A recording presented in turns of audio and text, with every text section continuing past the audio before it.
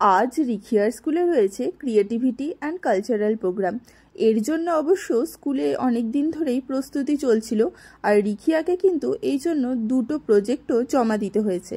আর এইটা হচ্ছে রিখিয়ার ক্লাসরুম।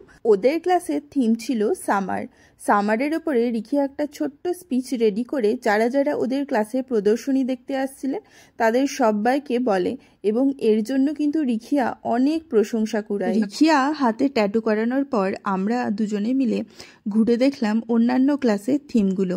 অন্যান্য ক্লাসের থিমগুলোও কিন্তু বেশ সুন্দর ছিল। কোনো ক্লাসের থিম ছিল ফেস্টিভ্যাল, অথবা কোনো ক্লাসের থিম ছিল স্নো। এই থিমগুলোর পিছনে টিচারদের যেরকম অবদান রয়েছে তেমনি রয়েছে স্টুডেন্টদেরও। স্কুলের সামনের মাঠে বসেছে ছোটখাটো এক মেলা, সেখানে কিছুক্ষণ সময় কাটিয়ে মা আর মেয়ে বাড়ির উদ্দেশ্যে রওনা দিই। আজ তাহলে আসি, দেখা হচ্ছে নেক্সট ব্লগে। ভালো লাগলে লাইক, ফলো অ্যান্ড শেয়ার।